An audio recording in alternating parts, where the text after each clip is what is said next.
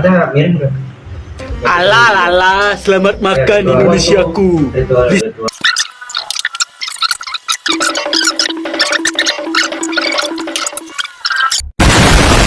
Assalamualaikum warahmatullahi wabarakatuh. Saya Nova Rian sebagai penanya. Saya Tuli sebagai penanya. Saya Arjuna Dwi Putra sebagai penjawab. Nah, kali ini kita akan podcast tentang modifikasi sepeda motor. Bisa ceritain sedikit apa sih yang dimaksud dengan variasi motor?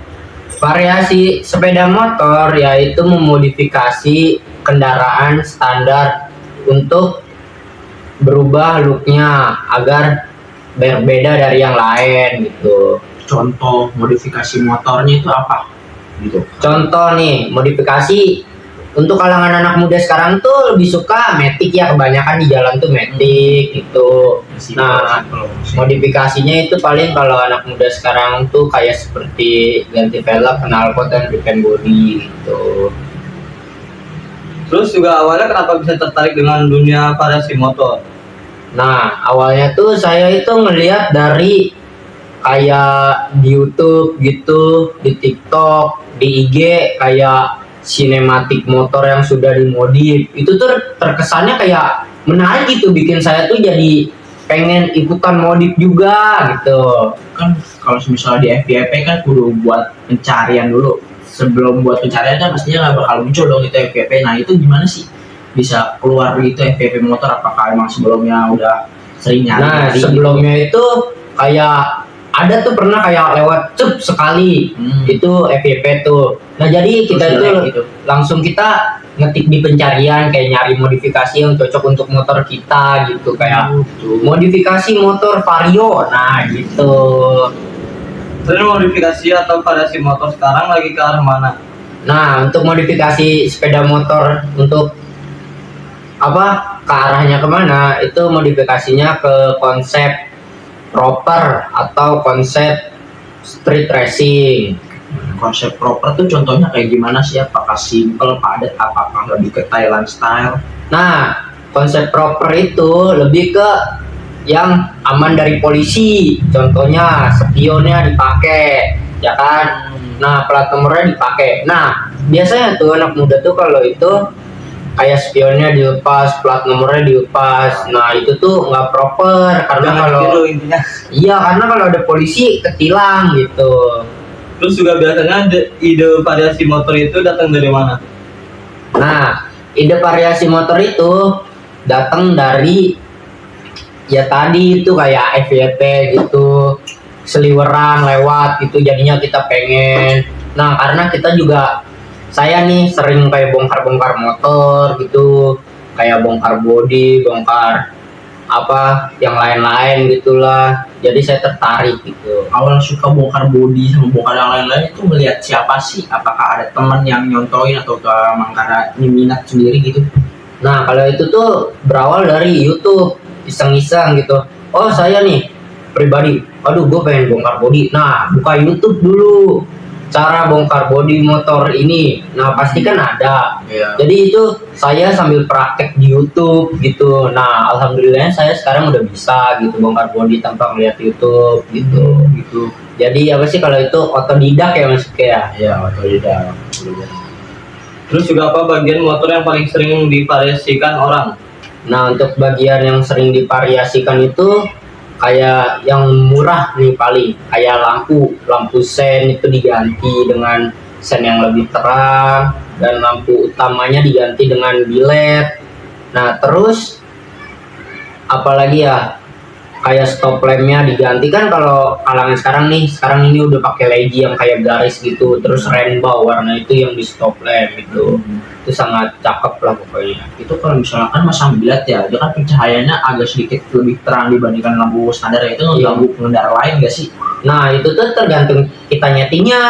Kalau kita nyetingnya ngedemak gini, itu pasti bikin pengendara lawan arah tuh silau. Jadi kita settingnya agak sedikit nunduk, tapi tidak terlalu nunduk agar cahayanya jauh ke depan. Nah jadi kita tuh tidak mengganggu pengendara lain gitu. Terus juga lebih susah mana, variasi tampilan bodi atau mesin? Nah untuk variasi itu lebih gampang bodi, karena kalau mesin itu susah. Seperti ngerawat mesin itu, mesin yang udah di bore up atau di up cc-nya itu susah. Gampang dibola bukan? Iya, itu ngerawatnya ribet. Kayak seperti ganti olinya. Misal ada yang seminggu sekali, 2 minggu sekali, 3 minggu sekali, sebulan gitu ganti oli. Paling lama tuh paling itu 2 minggu sekali. Kalau buat untuk motor bore up ya. Nah terus kayak servisnya itu Harus rutin ya? kayak iya biar nggak rusak gitu. Itu berarti kamu tuh lebih suka ke bagian tampilan bodi ketimbang mesin. Iya, soalnya kalau body itu lebih kelihatan dari luar. Nah, kalau mesin tuh cuman kelihatan lari motornya aja. Tapi kalau main dua-duanya itu lebih pusing gitu. Kayak gimana sih main body, kayak bodinya looknya bagus, terus main mesin. Itu keluar duitnya lebih banyak. Terus juga gimana cara menentukan konsep biar hasil variasinya tetap keren tapi fungsional?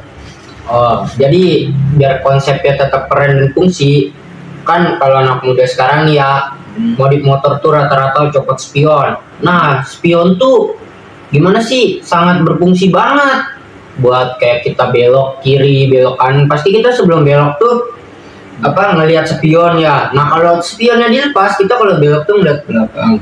Nah, itu sangat berbahaya untuk pengendara yang di depan kita, takutnya kita nabrak pas kita nengok. Jadi mendingan kalau modifikasi sepeda motor itu spionnya kita harus pasang gitu. Dan plat nomor gitu itu penting kalau buat motor kita hilang nih. Kan kalau motor kita hilang tuh kalau nggak ada platnya itu susah dicarinya gitu loh. Tapi kan konsep-konsep dari motor zaman sekarang itu kan lebih ke Mirip lebih ke Vespa gitu nggak ya. pakai plat, Oh. pakai ini itu. Gimana sih pandangan kamu mengenai hal tersebut? Nah, untuk pandangan saya yang suka modifikasi sepeda motor ini, itu keren-keren aja sih menurut saya untuk copot plat gitu. Tapi mendingan dipasang aja, soalnya berbahaya. Kayak misalkan takut motornya hilang atau kejadian di CCTV gitu kan pasti kelihatan tuh plat nomor kita gitu. Terus juga seberapa penting pemilihan bahan atau komponen variasi yang berkualitas? Nah, untuk pemilihan bahan itu mendingan kita pilih yang berkualitas seperti original. Nah, sekarang ini udah banyak spare part yang KW, kopi gitu. Jadi mendingan kalian itu pakai spare part yang ori. Contohnya, misal nih, kita bandingin spare part KW sama palsu. Nah, iya, kalau KW sama ori. Nah, kalau KW ya kan, ini tuh bahannya tuh beda dengan yang ori. Kayak misalkan nih, ini ada gelas kaca sama plastik, anggap aja ini KW gitu, lebih gampang rapuh gitu. Saran dong nih, brand apa sih yang lebih worth it dibeli ketimbang biar kita tuh lebih was-was gitu terhadap brand tersebut. Untuk brand yang saya sudah pakai ini ya, saya percaya seperti kalau untuk kayak di bagian luaran aja nih, kayak kayak knalpot itu bisa memakai knalpot yang kayak seperti ZRC, WRC, MDM, terus apalagi ya, ARM. Nah itu udah merek yang sangat terkenal, dan merek baru-baru ini juga sedang seperti itu, tapi kualitasnya belum tahu lah saya gitu. Kalau yang bagus tuh itu gitu. Terus juga berapa kira-kira modal yang dibutuhkan buat variasi motor ringan dan berat? Nah, untuk modal itu tergantung modifikasi kita. Kalau misalkan modifikasi kita berat, itu habisnya bisa puluhan juta gitu ya. Soalnya kita beli baut ya kan.